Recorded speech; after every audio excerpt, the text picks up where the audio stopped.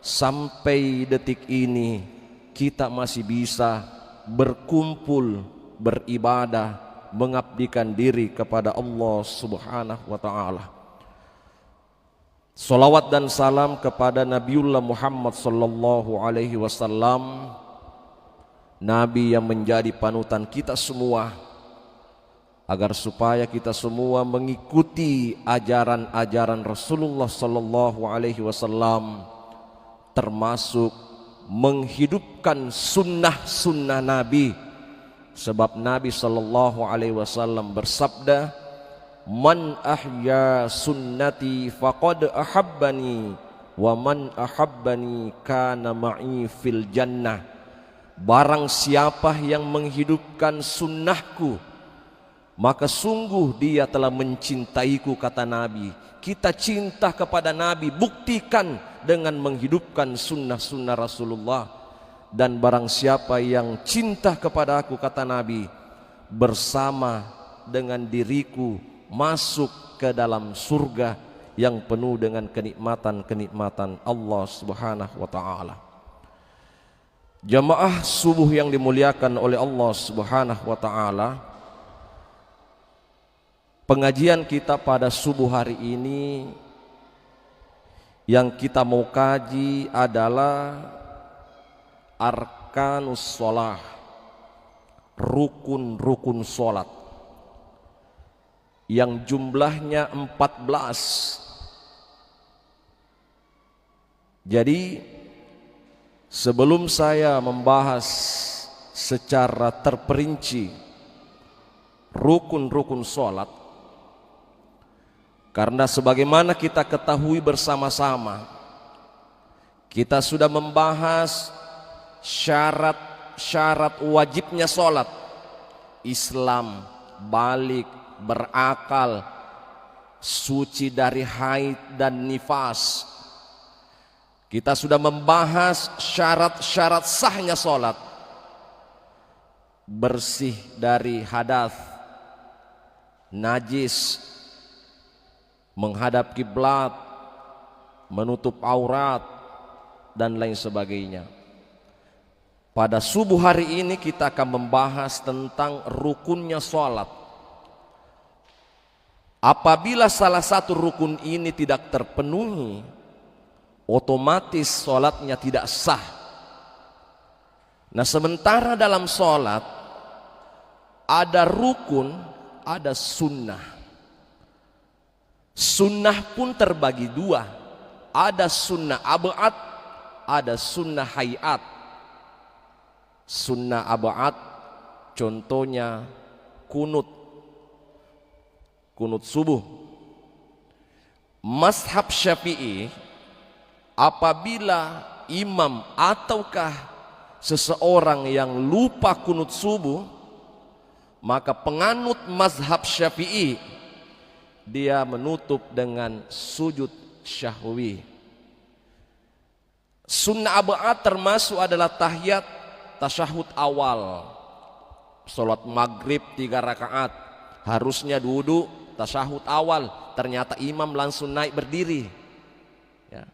Maka sudah diingatkan oleh makmum, subhanallah, subhanallah, tapi tidak digubris, dia teruskan naik, maka imam menutup dengan sujud sahwi, ya.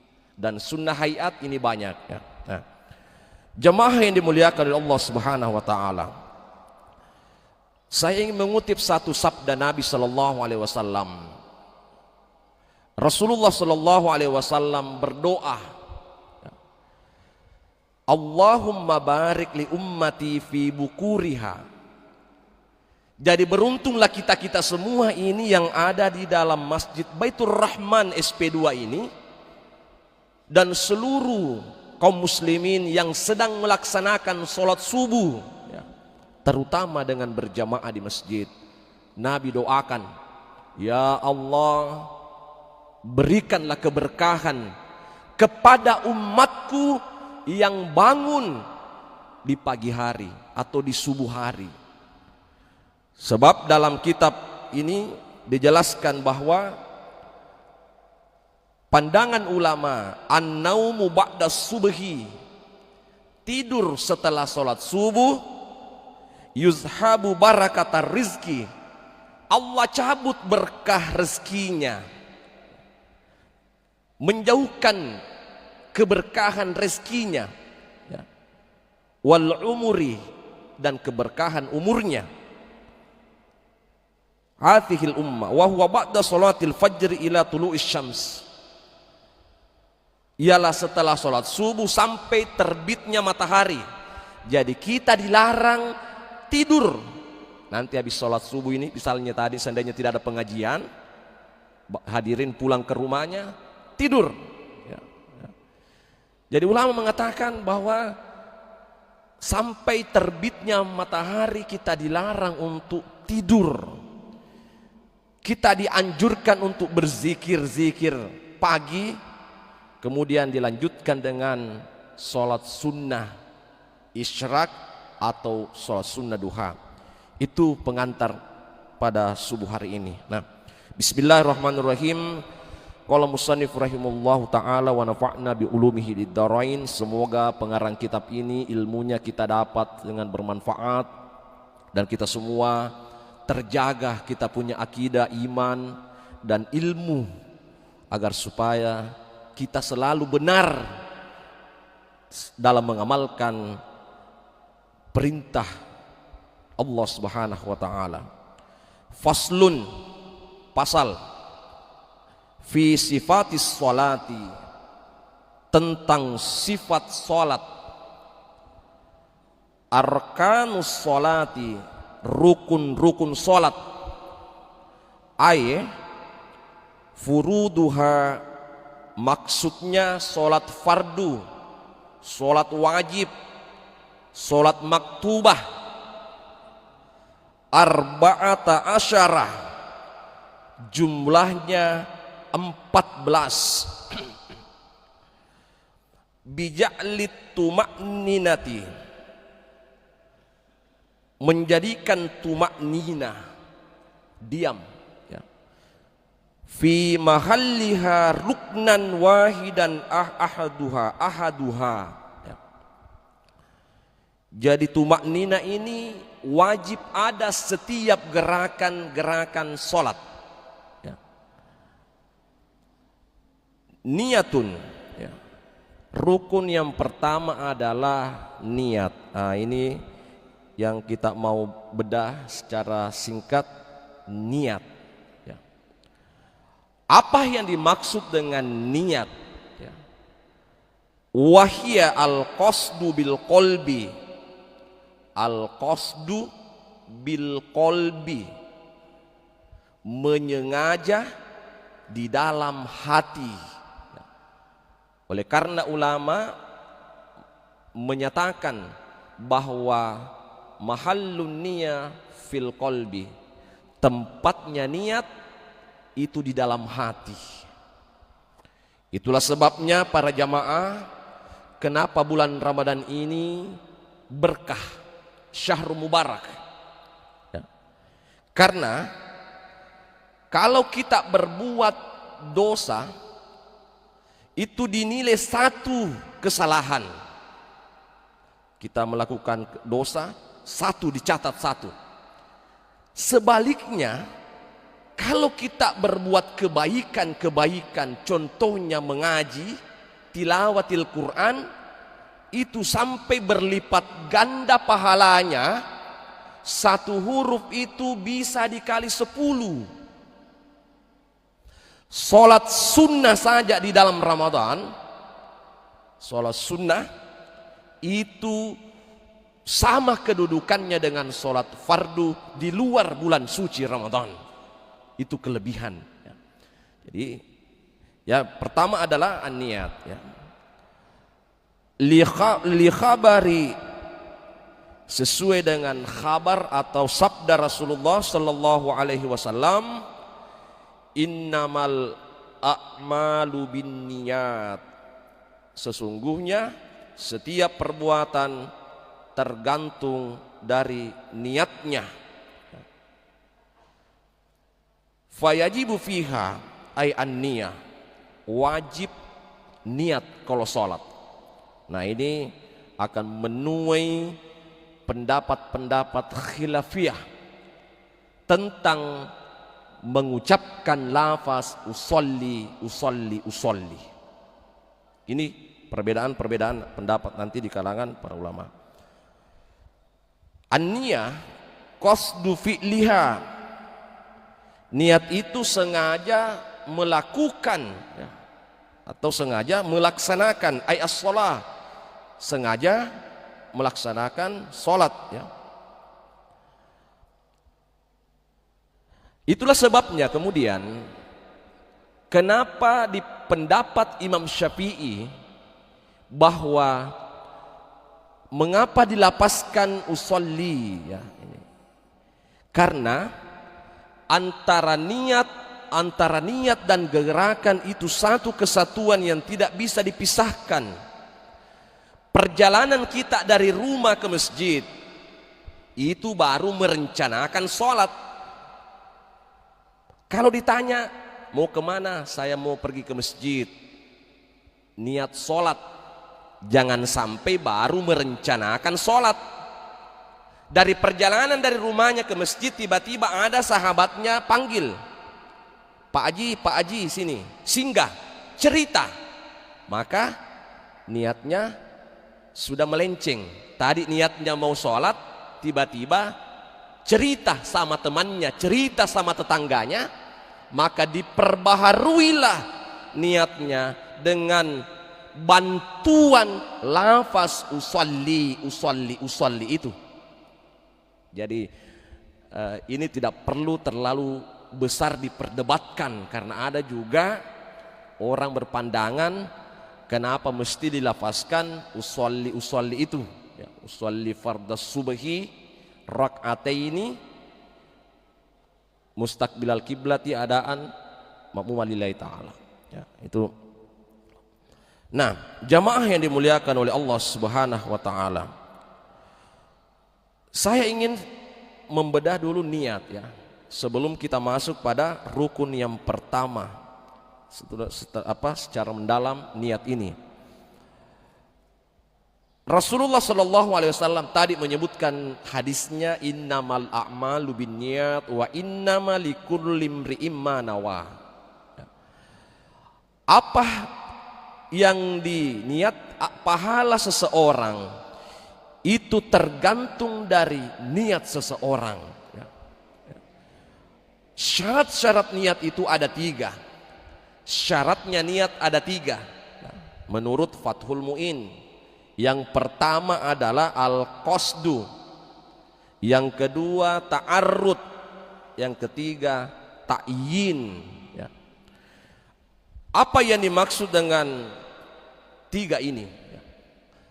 Niat itu boleh dikatakan niat, baru dikatakan niat kalau 3 unsurnya ini memenuhi syarat.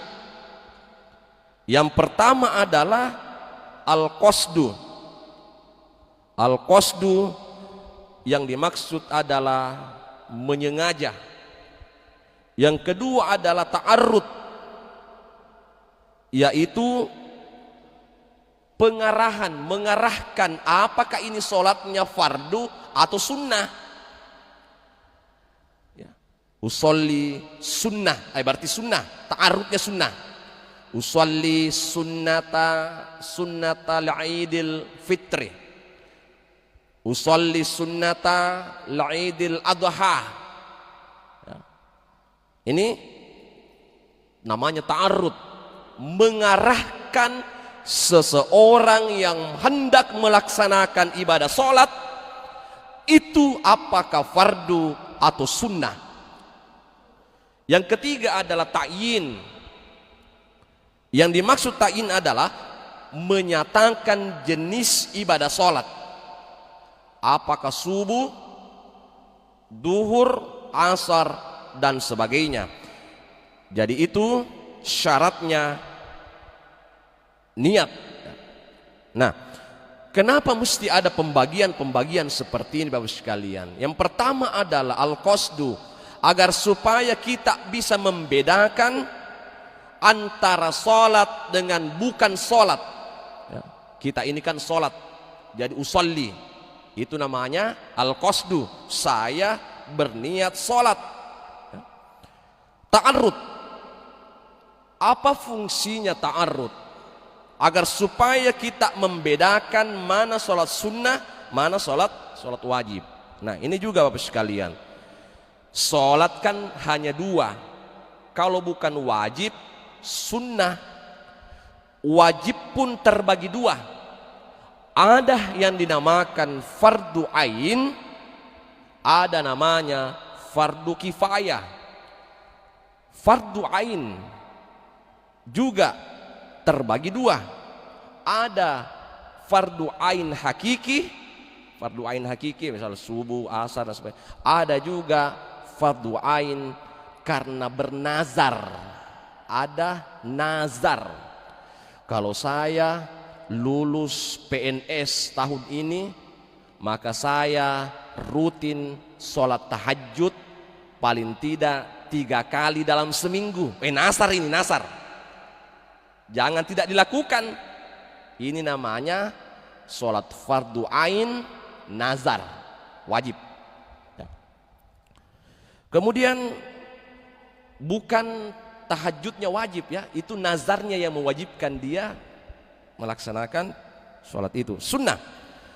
Sunnah pun terbagi 3. Dalam Fathul Mu'in ada sunnah karena ditentukan waktunya. Misalnya di dalam Al-Quran, inna sholata kanat alal mu'minina kitaban mauquta, sesungguhnya sholat bagi orang-orang beriman itu telah ditentukan waktunya.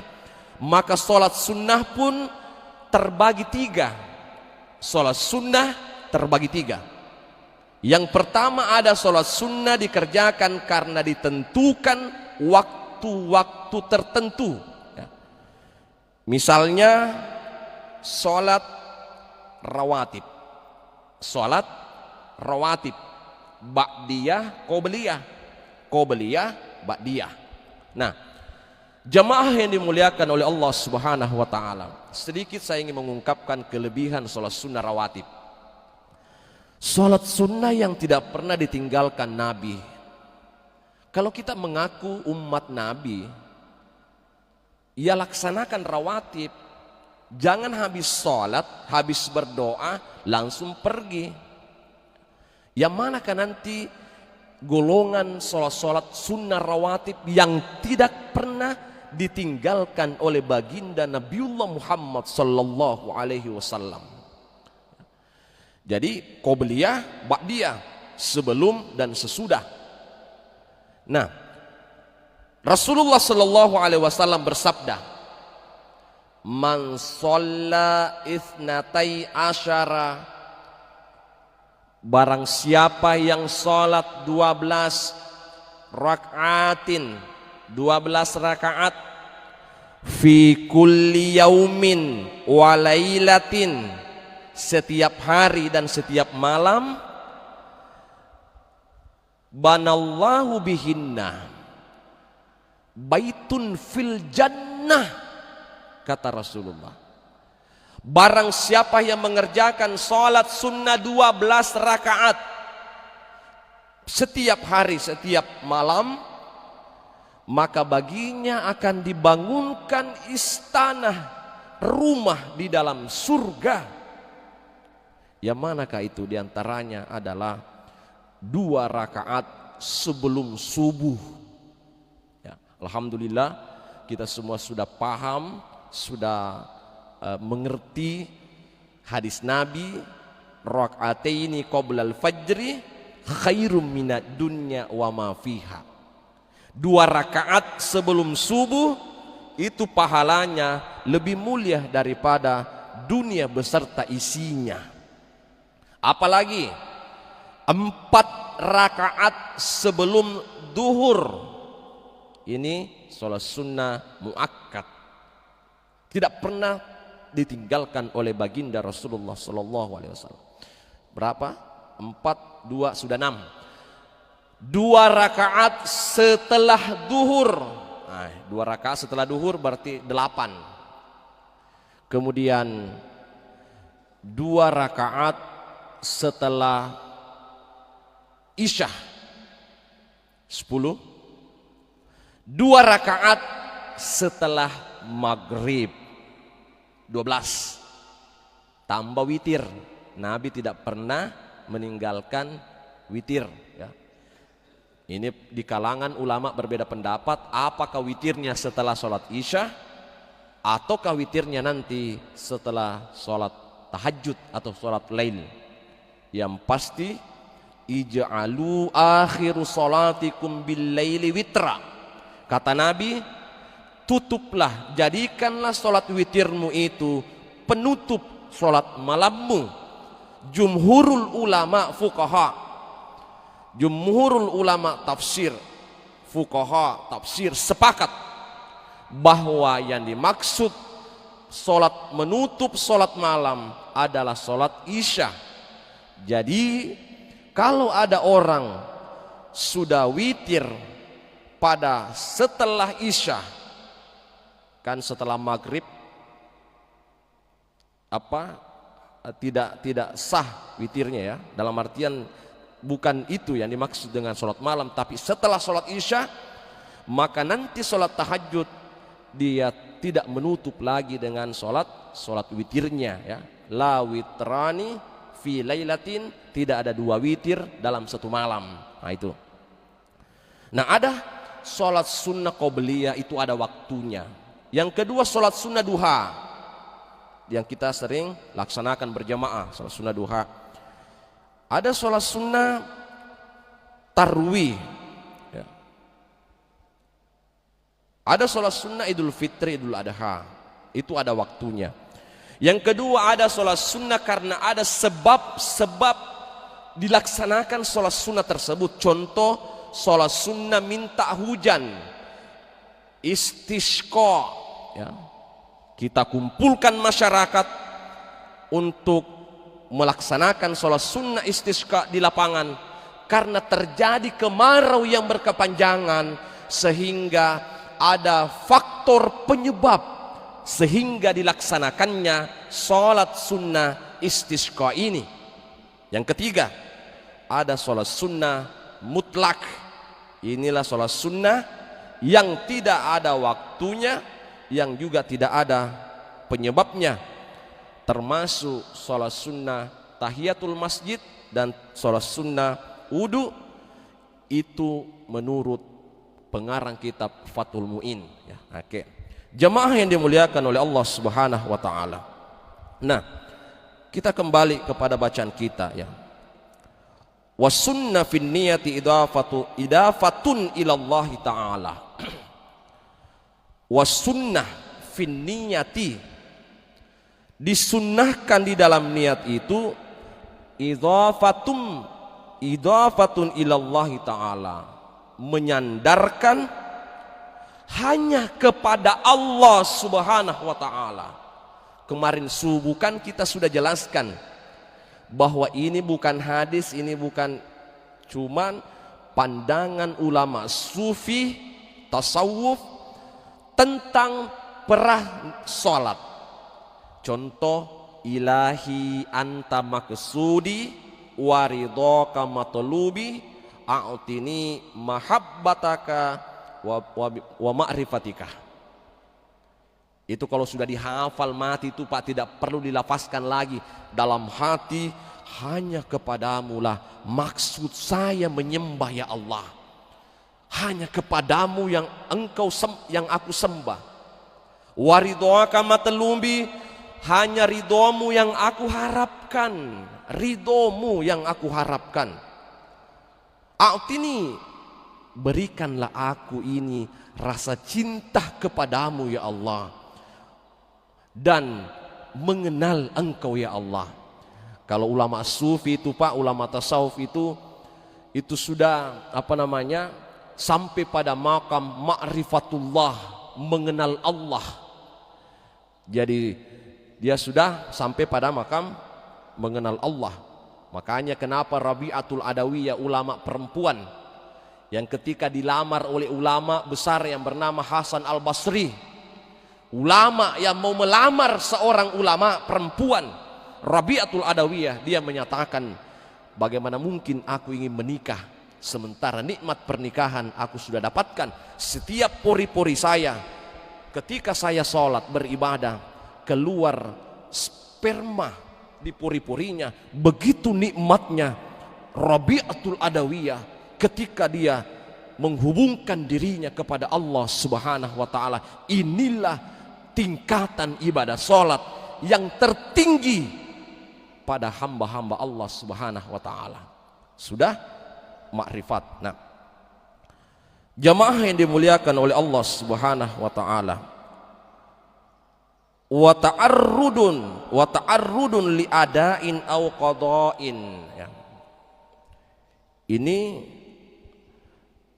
mengarahkan apakah sholat ini adaan atau qada'an. Qada diganti, ya.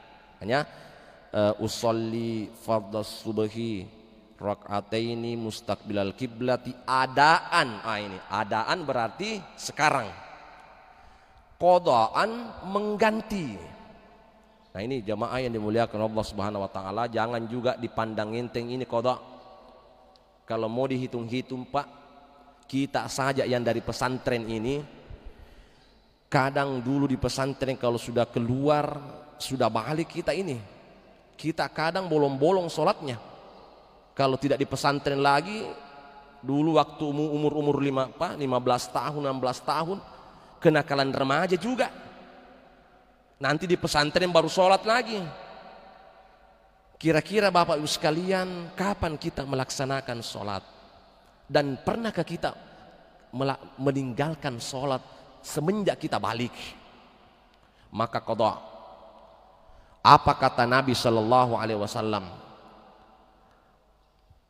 Man shalla man nama an sholatin au nasiyaha fal yusalli idza dzakaraha. Barang siapa yang tertidur, man nama an sholatin, barang siapa yang tidur, dia ketiduran lewat waktu sholat, tidak ada bangunkan, au nasiyaha, atau lupa sholat, saking asyiknya dia bekerja beraktivitas, lupa, oh saya belum sholat, fal yusalli idza dzakaraha, maka segeralah melaksanakan apabila sudah mengingatnya. Ada contoh Rasulullah Sallallahu Alaihi Wasallam contohkan. Nah, ini pembahasan qada salat, ya. Nanti itu panjang lagi pembahasannya nanti itu. Nabi suatu ketika melakukan peperangan dengan orang kafir, perang. Umar bin Khattab ini melapor kepada Nabi, ya Rasulullah, ini kita belum sholat asar ya Rasulullah, hentikan perang dulu ya Rasul. Rasul mengatakan, ini juga musuh tidak mau dibilang, musuh juga menyerang terus. Akhirnya Nabi layani peperangan. Tahu-taunya sudah masuk waktu maghrib, berarti Nabi belum sholat asar. Ini perang, kita mau berhenti, musuh semakin mendekat memanah, kita harus membela diri juga. Kita mati konyol ini kalau tidak menyerang. Umar marah, hai orang kafir, hentikan dulu peperangan, kita ini muslim belum sholat. Orang kafir semakin menggila, hantam. Setelah maghrib itu sudah kesepakatan, peperangan sudah selesai, muslim menang. Nabi bilang, kita ambil air wudhu, sholat asar dulu. Ini sholat asar di waktu maghrib. Boleh, ada contoh dari Rasulullah Sallallahu Alaihi Wasallam.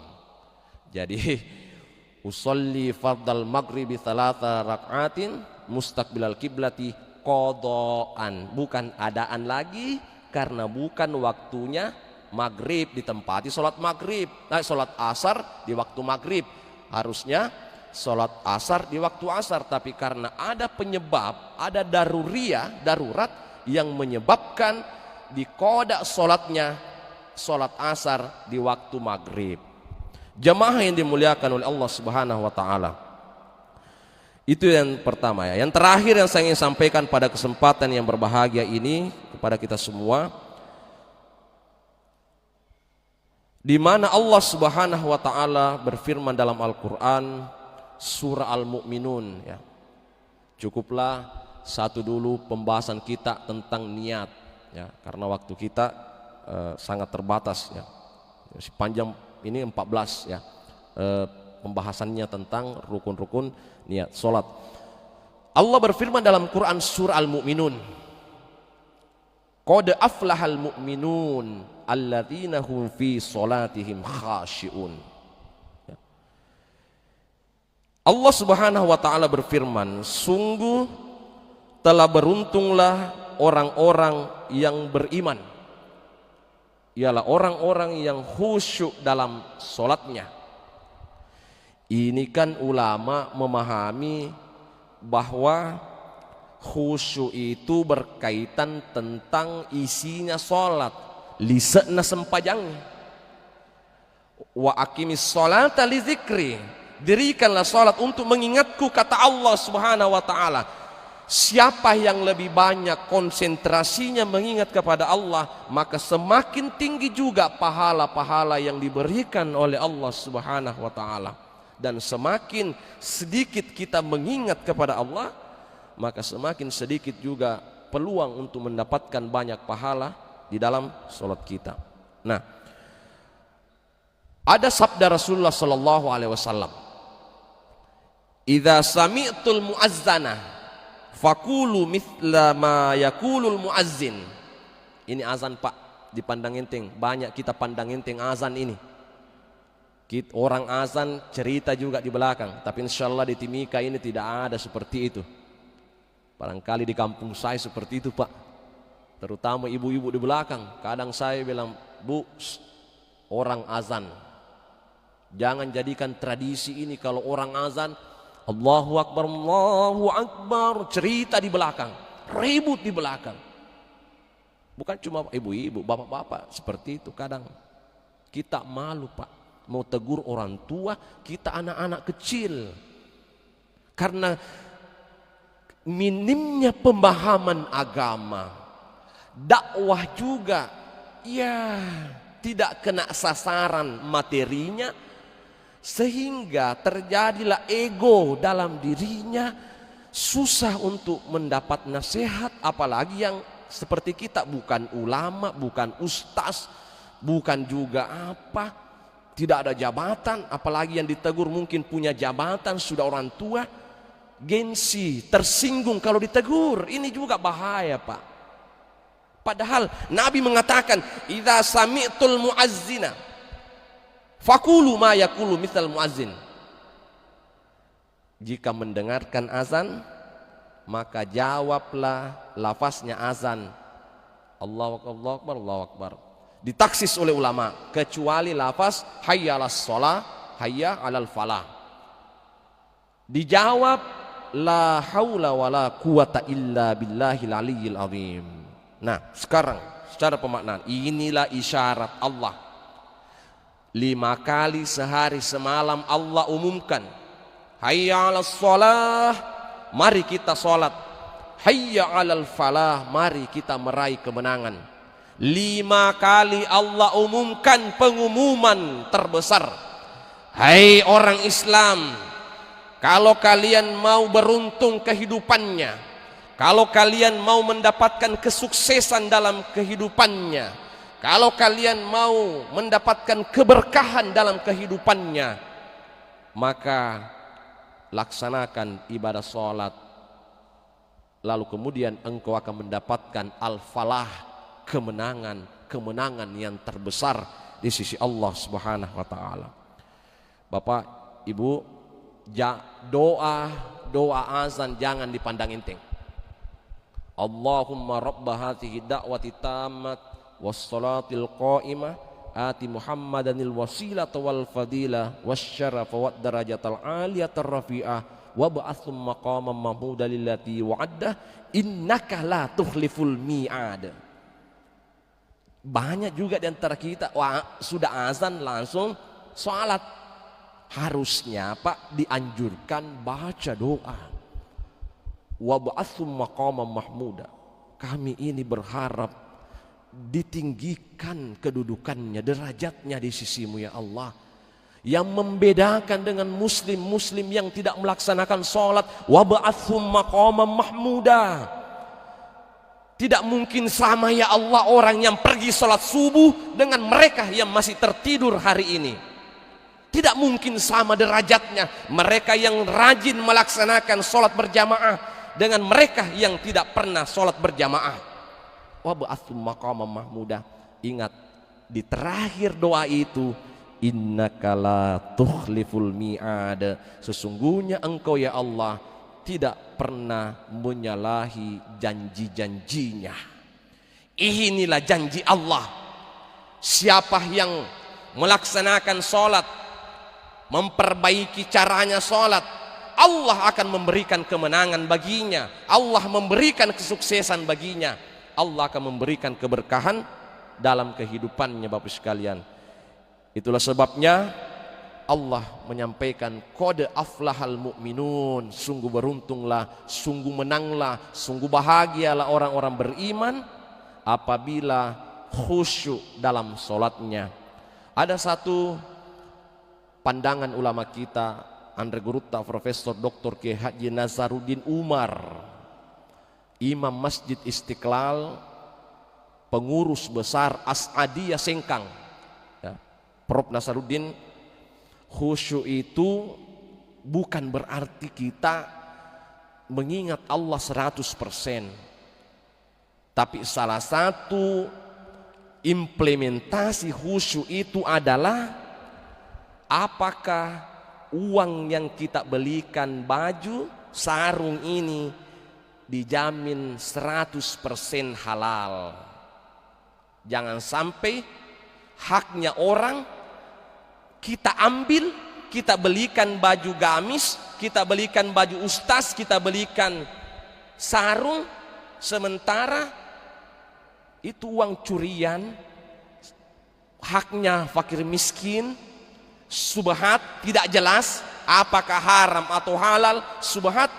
Maka ini juga yang dipertanyakan, tanda tanya kehusyuannya dalam sholat. Jamaah yang dimuliakan oleh Allah Subhanahu wa taala, sebagai kesimpulan dari pengajian kita pada hari ini bahwa rukun sholat yang pertama ini adalah niat, sesuai dengan sabda Nabi sallallahu alaihi wasallam, innamal a'malu binniyat wa innama likulli imri'in ma nawa. Kemudian yang kedua, di surah Al-Mu'minun ayat pertama, Allah sudah menjanjikan orang-orang beriman itu akan menang. Orang-orang beriman itu akan beruntung dalam kehidupannya. Orang-orang beriman itu akan sukses dalam kehidupannya. Kapan dia? Ketika khasyi'un, khusyuk dalam sholatnya, terutama memperbaiki bacaan-bacaan dan gerakan-gerakan sholatnya dan lain-lain. Ini juga yang terpenting saya sampaikan Bapak sekalian. Apa yang memicu kita tidak khusyuk kepada Allah? Nabi bersabda, la sholata bihadratit ta'ami wala huwa yudafi'uhul al-ahbathani, bahwa tidak ada sholat jika makanan sudah dihidangkan di atas meja, sudah siap untuk disantap itu makanan, sementara sudah qomat orang di masjid, dan bagi orang yang menahan buang air kecil atau air besar. Ulama menyampaikan dengan memahami hadis Nabi, ini memicu khusyuknya sholat. Bayangkan Pak, kalau kita di belakangnya imam, sementara mau beol, buang air besar, kira-kira khusyukkah kita sholat? Kira-kira kita mau sholat duha, saya tahan kencing saya, kalau saya tidak kencing saya tahan daripada saya tidak ikut berjamaah. Maka Nabi mengatakan la sholata, tidak ada sholat bagi orang yang sudah ada makanan di meja makan.